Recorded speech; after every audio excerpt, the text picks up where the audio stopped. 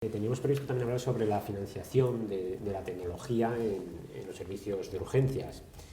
No sé, don Luis Olavarría, cómo en la EPES cómo se lleva a cabo la financiación y también la evaluación y control, en fin, sí, de la tecnología en los servicios de emergencias. Sí, bueno, la financiación en nuestro caso, pues evidentemente está sujeto a la disponibilidad presupuestaria. Los presupuestos que cada año el Parlamento de Andalucía asigna a esta empresa pública, tanto para las transferencias para la gestión y el gasto de la empresa como para las inversiones que sean necesarias. Esto pues depende del ejercicio y del año. En los últimos años, evidentemente, las capacidades que hemos tenido de financiación son diferentes y menores de las que hemos tenido en los ejercicios anteriores, pero no obstante se ha hecho una inversión muy importante, yo creo que por términos generales en todos los servicios de emergencia. La dotación que tenemos de medios en los servicios de emergencia en España yo creo que ha sido espectacular, y antes se hablaba el número de equipos que se han desplegado, el número de ambulancias disponibles, los equipamientos que disponemos. Y bueno, en los últimos años esto se ha visto algo reducido, la capacidad de incorporar nuevos equipos, pero no obstante espero que vayamos resolviendo esto en los próximos ejercicios.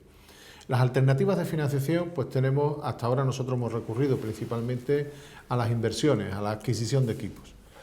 Es posible que en algún caso pues estamos valorando, cuando las inversiones no son suficientes, ir a contratos de renting, de renting de los equipamientos, porque nos permiten, con una capacidad limitada de capital, pues con los presupuestos de gasto, atender esas necesidades y a su renovación. Venimos renovando los equipos de una manera natural, sin que caigan en una obsolescencia. Pero la verdad es que a la hora de proponer hay dos tipos de renovación. Una renovación que viene impuesta por los años de vida útil de los propios equipos, sean ambulancias, sean monitores desfibriladores, respiradores o lo que sea.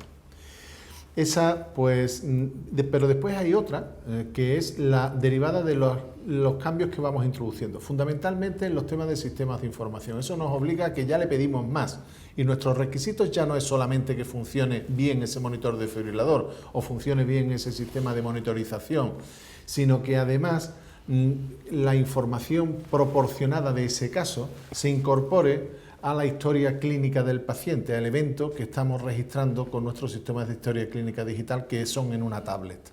Y entonces incorpore, como en el caso de los monitores desfibriladores, la señal de todo lo que ha ocurrido.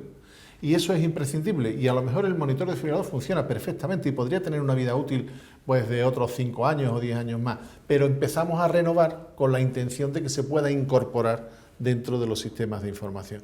De modo que venimos haciendo esto, y después hay otras razones para la renovación, que son la aparición de nuevos equipos.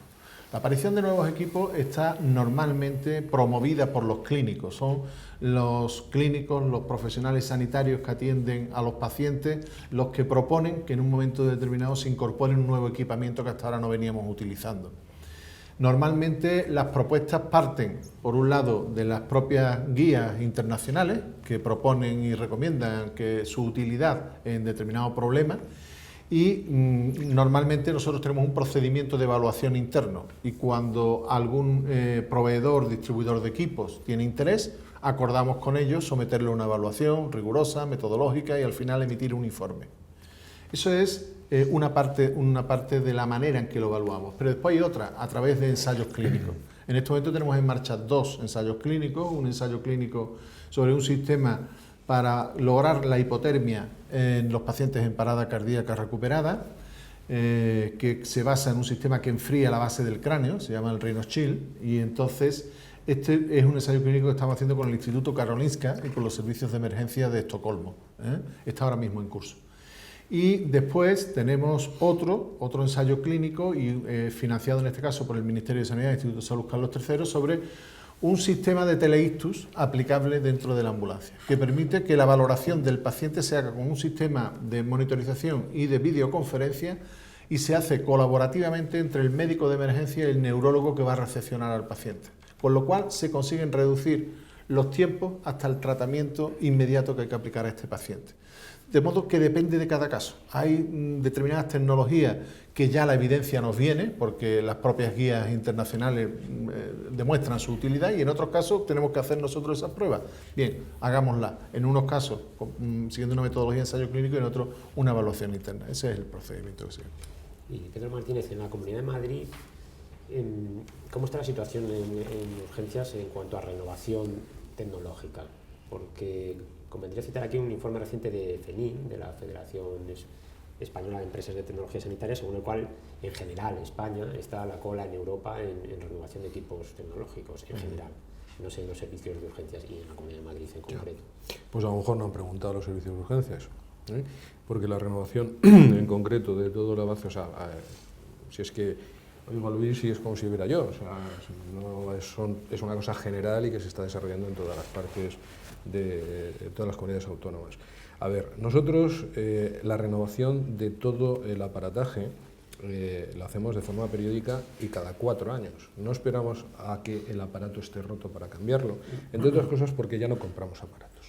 O sea, los sistemas, hay que buscar unas fórmulas de gestión un poquito más ágiles que beneficien a todo el mundo. Primero, porque podemos pagarlas, y segundo, porque nos vamos renovando y vamos incorporando todas las novedades que la tecnología va tan rápida que se nos queda corta. Si comparamos un monitor desfibrilador de hace 10 años, que puede estar operativo perfectamente, porque las características de esos aparatos son robustos y tienen una cierta garantía, pero es que no tienen nada que ver ya las posibilidades que te da el aparato actual con el que tenía 10 años, a pesar que el que hace 10 años estaba funcionando. Nosotros, cuando renovamos los equipos, renovamos la flota completa, es decir, cuando cambiamos los vehículos, los cambiamos cada 4 años.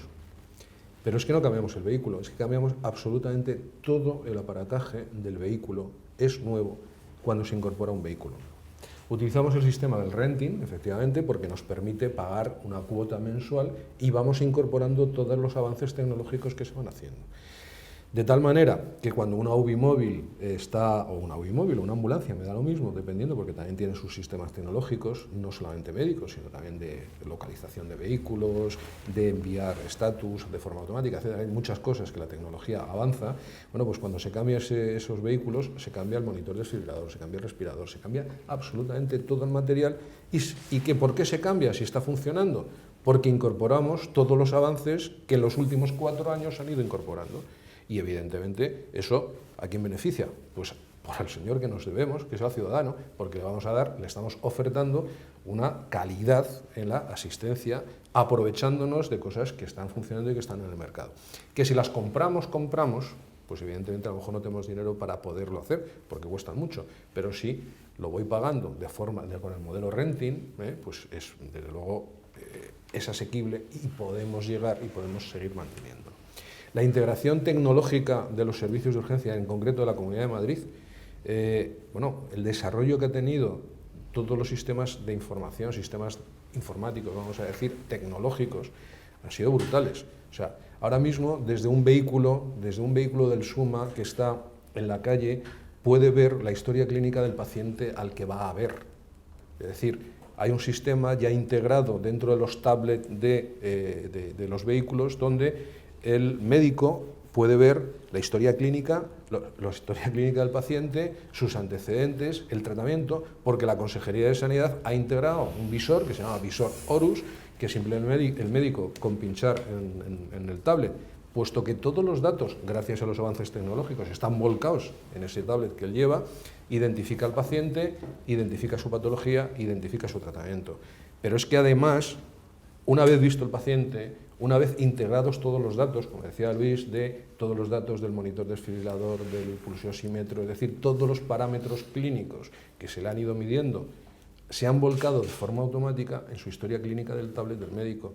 Y el médico ya no tiene que picar ni tiene que escribir, sino simplemente es, con apretar el botón, pues su electrocardiograma, las modificaciones de tensión que haya tenido, las modificaciones de saturación de oxígeno que haya tenido, todo automáticamente está incluido dentro del tablet y por lo tanto está integrado en su historia clínica.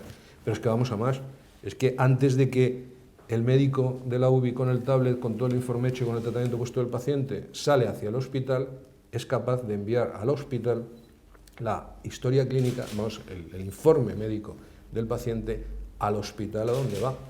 Y no solamente llega el informe médico antes que el paciente al servicio de urgencias hospitalarios, sino que al del servicio de urgencias hospitalarios además se le dice y va a llegar en 5, en 10 o en 15 minutos a la puerta de tu hospital.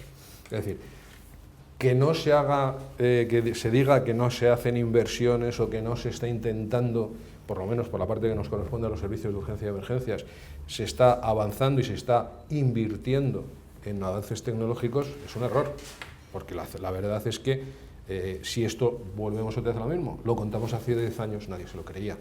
O sea, era imposible e impensable que el informe clínico llegue antes al hospital que el propio paciente. Y es imposible, entendíamos hace 10 años, que yo pudiera ver la historia clínica del paciente desde el propio vehículo, saber qué es lo que tiene, qué tratamiento tiene, qué es lo que le sucede, antes de llegar a ver al paciente mientras voy en un coche. Es decir, son cosas muy que si no es por la tecnología, yo siempre digo lo mismo, digo, la medicina puede que avance, no te digo que no avance y avanza, pero lo que está desarrollando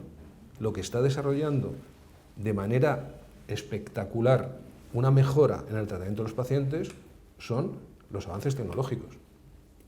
Porque el antibiótico, pues se descubre uno, se inventan incluso algún antibiótico, una técnica quirúrgica más complicada, menos complicada, habilidad, pero lo que realmente está apoyando el desarrollo de la atención sanitaria de los pacientes de manera espectacular y buenísima es el desarrollo tecnológico en los quirófanos, en los servicios de urgencia, en la forma de atenderles.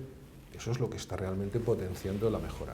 Grupos de investigación, pues también tenemos, pues lógicamente los servicios de urgencia antes no investigaban, ahora se dedican a la investigación, se hacen sus estudios y además existen códigos, pues códigos para mejorar los tiempos y de forma muy sectorial, es decir, el código ictus, el código infarto, son métodos de trabajo integrados dentro de una aplicación informática y de una tecnología que nos va a decir, mire, yo estoy atendiendo a un paciente aquí en esta calle con un infarto, le voy a llevar pues al hospital este de aquí, el más cercano. Pues gracias al desarrollo tecnológico le van a decir, no, vete a otro que está un poquito más abajo porque ya le están esperando en la propia sala de hemodinámica para poder atender directamente al paciente.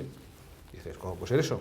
Pues precisamente pues, con la gestión adecuada, con la organización y con el apoyo de la tecnología, si no sería imposible.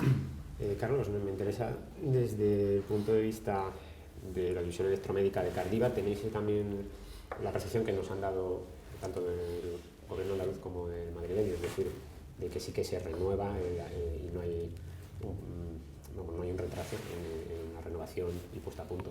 Estoy totalmente de acuerdo con lo que han apuntado y estoy también de acuerdo con Ferín. Yo creo que la diferencia aquí está en que el nivel de renovación de equipamiento en los servicios de emergencia es muy superior al nivel de renovación en el hospital. Entonces, si miramos de manera conjunta, probablemente sea cierto, no es con el informe, pero probablemente sea cierto que en España el nivel de renovación de la tecnología médica es bajo, pero en cambio en la emergencia el nivel de renovación es alto. Hay muchísima diferencia. El ejemplo que ha explicado Pedro sobre la renovación de los desfibriladores en 4 años, tampoco es que sea la norma, pero vamos, nunca más de 6, 7, 8 años se suelen cambiar, mientras que podemos ir a cualquier hospital de Madrid y encontrar un desfibrilador que tenga 30 años, sin ningún problema. Nosotros desde las compañías pues a veces se plantean lo que llamamos planes renove para cambiar desfibriladores, por seguir el ejemplo, con modelos más nuevos, y en un hospital es casi imposible. En un hospital, por norma, siempre hay excepciones, se cambia un desfibrilador cuando se estropea. No hay otro motivo. Mientras que en un servicio de emergencias sí que se cambian con mucha más asiduidad por las prestaciones que van ofreciendo los equipos. Por lo tanto, estoy de acuerdo con ambas opiniones. Respecto al modelo de compra de renting, que comentaba también Pedro, es un buen sistema, tanto el renting como otro incluso más avanzado, que en cambio aquí sí que se utiliza bastante en los hospitales, que es el pago por uso, que se utiliza a nivel hospitalario, por ejemplo, en resonancias magnéticas, en equipos de rayos, en los cuales pues, una empresa instala su equipo en el hospital a un coste cero inicial y luego lo que cobra es por cada prueba que se hace. Tiene un contador, un técnico una vez al mes. Oye, se han hecho 1000 radiografías este mes, cada radiografía cuesta 1,5 €, se le cobra tanto al hospital. La empresa, a cambio de eso, mantiene siempre ese equipo en la última versión disponible de software, lo va actualizando cuando va quedando obsoleto, y es una manera de controlar el gasto y siempre tener lo último disponible. Con los modelos de compra más convencionales, que se siguen haciendo en muchos casos, y en los hospitales en general, muy habitualmente, tenemos el problema de que, claro, el criterio de compra muy habitualmente es el precio, y en algunos casos hasta es el criterio exclusivo, es el precio. Y no hay una visualización o una visión a medio plazo. Es decir, que si yo compro un aparato que vale 1.000 euros en lugar de uno que vale 1.200, porque el concurso me marca que el precio es el criterio fundamental, a lo mejor resulta que el aparato de 1.000 euros tiene una vida de 5 años y el de 1.200 me dura 20. Eso a día de hoy no se valora de ninguna manera. Como comentaba antes, hay equipos en los hospitales con 30 años. Cuando alguien va a comprar un equipo nuevo, eso no se tiene en cuenta. Únicamente se tiene en cuenta la especificación que se está pidiendo en este caso y el precio de venta. Entonces, el renting es una manera de tener esto en cuenta, porque al final, pues la compañía que ofrece el renting se tiene que encargar de su mantenimiento, su cambio, etcétera, con lo cual deja de ser responsabilidad del usuario final. O bien, introducir este tipo de baremos también en los concursos públicos y que no sean exclusivamente precios o plazos de entrega, que suele ser lo habitual. Y José Antonio, también me interesa tu opinión sobre esto. Bueno, pues no es muy diferente a los compañeros de la mesa, ¿no?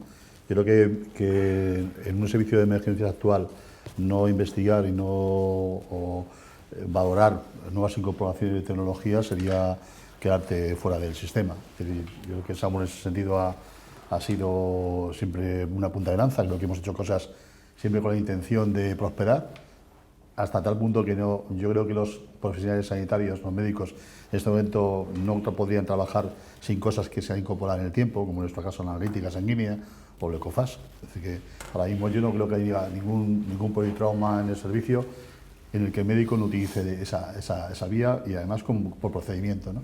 Creo que es una mejora, como ha dicho Pedro, para la asistencia al paciente, y que en ese sentido ha habido un antes y después, ¿no? La otra parte que sí me parece interesante es que todos podamos compartir mejoras, ¿no? El hecho, por ejemplo, de que Suma tenga la posibilidad de conocer la historia del paciente es algo que a mí me encantaría también tener. Es decir, y a veces cuando no se tiene, pues habría que preguntarse por qué y cómo se puede solucionar, ¿no? También entiendo que algunos médicos del Suma me puedan comentar: a mí me gustaría también tener la analítica sanguínea o tener el ECOFAS para determinados casos. Pues quizás eso es lo que habría que intentar discutir, valorar, mejorar, aprender de cada uno, ¿no? Nosotros ahora mismo, sobre el código 15, que es el código de politrauma, tenemos una experiencia importante, y luego, insisto, ha habido un antes y un después de la utilización de la analítica, que ya son varios años, y estos últimos 3 años del ECOFAS, ¿no? Ahora es que llegas a los hospitales que tenemos el código 15 y ya directamente te preguntan por la analítica y por el ECOFAS. Entonces, creo que eso es lo que hay que intentar un poco llegar a acuerdos y llegar a mejoras de coordinación, ¿no?, entre los servicios hospitalarios. ¿Desde SEMES habéis promovido alguna iniciativa para sí, sé que hay ese intento, aunque no sé ahora mismo cómo están las gestiones, pero yo creo que SEMES está también de acuerdo en mejorar esas aportaciones, ¿no? No sé exactamente cómo está el nivel de reuniones con la gente, ¿no? De acuerdo. Bueno, pues en principio vamos a hacer una ronda de conclusiones en que os ruego brevedad sobre todo lo que hemos hablado en la mesa, y también sobre algo que queráis añadir que no se haya dicho y que consideréis relevante. Para respetar el orden, empezamos por don Luis Olavarría. Bien, con respecto a la organización de las urgencias extrahospitalarias y emergencias, debo decir que la empresa pública es el Servicio de Emergencia de Andalucía, es de carácter público y es complementario del trabajo que hace en urgencia el Servicio Andaluz de Salud, con los dispositivos de urgencia del Servicio Andaluz de Salud. El desarrollo que ha tenido y la fórmula de empresa pública nos ha permitido pues tener un comportamiento más autónomo. El nivel de equipamiento tecnológico disponible nos parece adecuado, se ha hecho un esfuerzo tremendo en estos últimos años, y yo destacaría los avances que se han producido en los sistemas de información y en la historia clínica digital, en los tablets que son utilizados por todos los servicios de urgencia y emergencia en Andalucía, con más de casi 200 unidades distribuidas por toda la comunidad que están utilizando el mismo sistema de información y comparten ese sistema de información con la urgencia de los hospitales y con la atención primaria, Creo que es el hecho más destacado que se ha producido en los últimos años. El resto de equipamientos se va produciendo la renovación con modalidades de compra y contratación diferentes, siempre enmarcado dentro de la política de la comunidad autónoma, y me gustaría añadir que hay algunos elementos que quizás no están bien resueltos y que tenemos unas necesidades específicas. En los servicios de emergencia necesitamos equipos que sean portables, que sean ligeros, que sean robustos, que sean modulables también, que sean modulares. Muchas veces no encontramos equipos que se adecúen exactamente a esto. Los monitores desfibriladores son excesivamente pesados, pesan de 15 kilos normalmente para arriba. Eso se añade a otra serie de equipos que tienen que llevar los profesionales y hace que resta el atractivo y no se adecúan completamente los equipos disponibles. Nos encantaría poder disponer de equipos más portables, más ligeros, que sean modulares, que permitan coger aquello que necesitas y no tengas que llevarte todo el equipamiento. Y después, también en este sentido, por último, hay veces en que se ha hablado de los analizadores portátiles. Para nosotros hacer una analítica en la ambulancia es un elemento muy interesante, muy importante, porque nos ayuda a precisar el diagnóstico. La industria tiene desarrollado equipos de este tipo, pero tiene un rango de temperatura entre 5 grados y 30 grados. En España, y en Andalucía por supuesto, pero en España, la temperatura de 30 grados se supera gran parte del año. Significa que tenemos que retirar los analizadores de los equipos y de las ambulancias y no tenemos acceso a esa tecnología porque la industria en este momento no ofrece una solución a este problema. Creo que son elementos que pongo sobre la mesa como elementos a tratar de desarrollar y mejorar. Me gustaría que, saltándome, y luego vuelvo a ti, Pedro. No te preocupes. Que Carlos Fernández me respondiera a esto último y también hicieis una valoración general, ¿no? Una conclusión. Muy bien, pues con respecto a lo que comentaba Luis, totalmente de acuerdo con él. Yo creo que en España tenemos un problema y es que es cierto que casi toda la tecnología sanitaria no se desarrolla en España ni se investiga en España, sino que se importa de otros países. Eso hace que al final bueno, pues las necesidades no son siempre las mismas. El ejemplo que ha puesto del peso de los desfibriladores, estoy absolutamente de acuerdo. No solo eso, sino incluso funcionalidades muy básicas. Y es que es una, entre comillas, lucha que siempre tenemos los que estamos en el día a día con los profesionales y nos transmiten sus necesidades, discutiendo con los ingenieros de fábrica, que a lo mejor están en Seattle o en Eindhoven. Y es que muchas veces se obsesionan en estos desarrollos con ser capaces de interpretar el ECG de manera automática maravillosamente y que genere un informe con una serie de datos que es estupendo, pero lo primero que tengo que hacer es que el equipo se caiga y no se rompa. Y luego me haces esto también, pero que el equipo no se rompa. Segundo, que el equipo pese poco, efectivamente. El peso de los equipos, aunque han mejorado mucho, como apuntaba Pedro, y añaden muchas novedades, no ha bajado significativamente en estos años, a diferencia de otros muchos equipos, como un ordenador portátil, que no tiene nada que ver lo que pesaba hoy o lo que pesa hoy con lo que pesaba hace 10 años. Y simplemente como algo ilustrativo, yo siempre que un ingeniero me pregunta qué debería tener el próximo desfibrilador que hagamos, yo siempre le digo una cosa y nunca me han hecho caso hasta ahora, y es que los cables del paciente, los cables del electro, el cable de enchufar, se recojan como una aspiradora. Porque al final, en la emergencia, lo que me transmiten los profesionales es que van colgando los cables, cuando voy a cortar a lo mejor la camiseta del paciente corto un cable, se me enganchan con la camilla, etc. ¿Por qué algo tan sencillo como que tenemos aspiradoras de casa no me lo pones en el desfibrilador, que tiene un coste elevadísimo? Pues ese tipo de cosas estoy absolutamente de acuerdo con Luis, que las funcionalidades deberían mejorar. No sé si alguno de los tres queréis responder a esta propuesta que hace Carlos.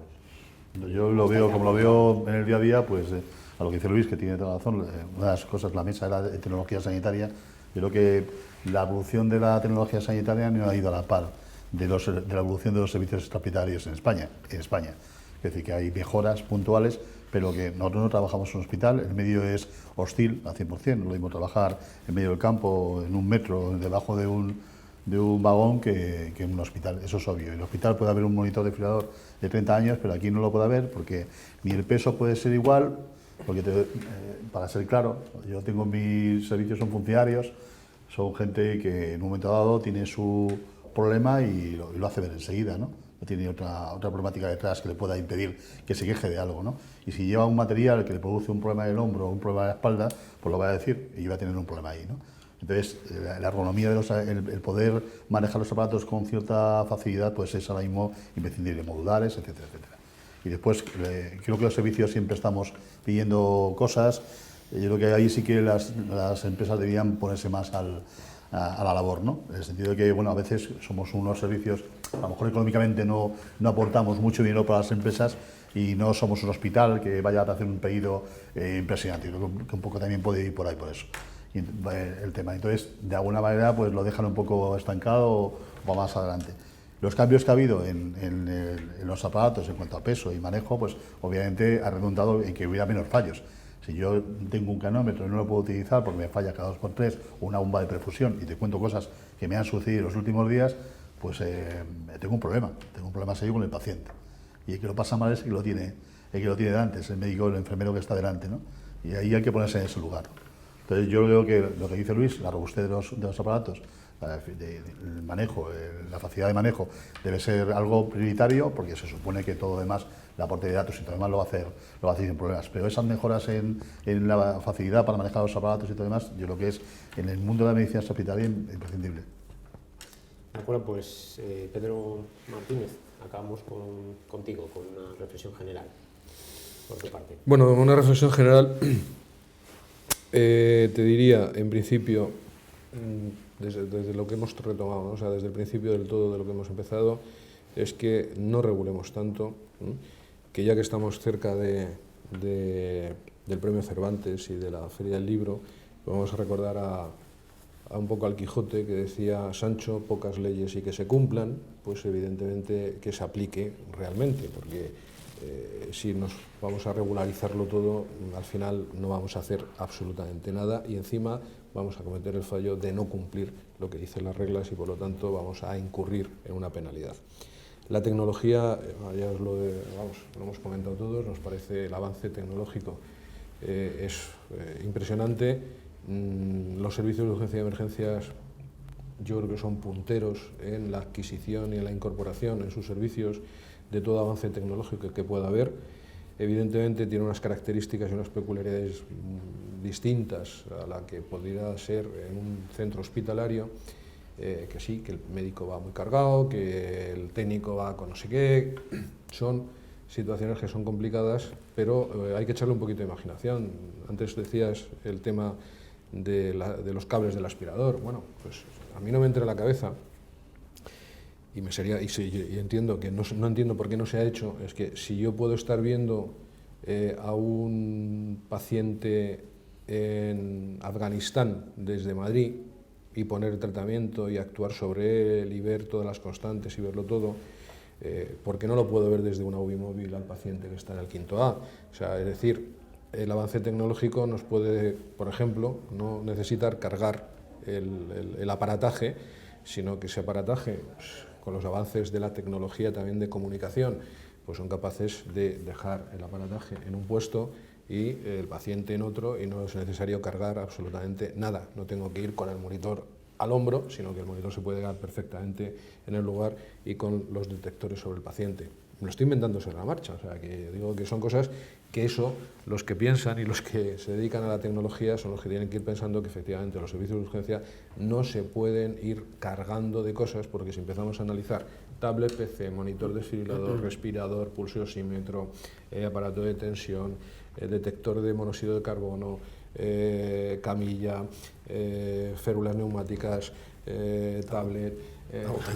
mire usted, o sea, es que vamos a necesitar no una UBI móvil, sino un autobús para poder llevar todo el material que realmente podemos incorporar. Bueno, pues esas cosas son los que los ingenieros tienen que ir pensando en cómo pueden beneficiarse tanto el profesional sanitario como el paciente, que vuelvo a repetir que es lo que para el que nos debemos.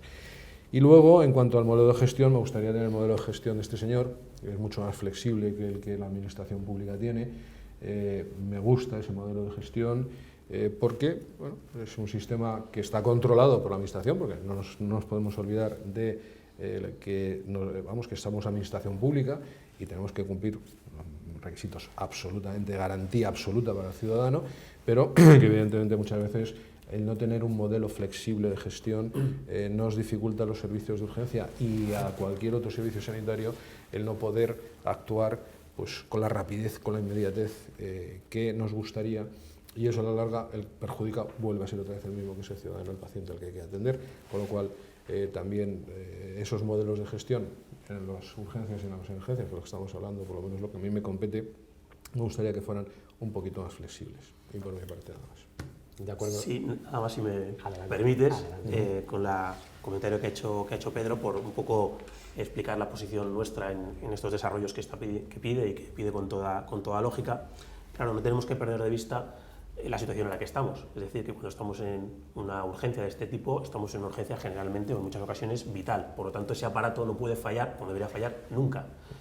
¿Qué ocurre? Que esto para las empresas de desarrollo de equipos médicos supone un freno y una dificultad el asegurar 100% esa fiabilidad.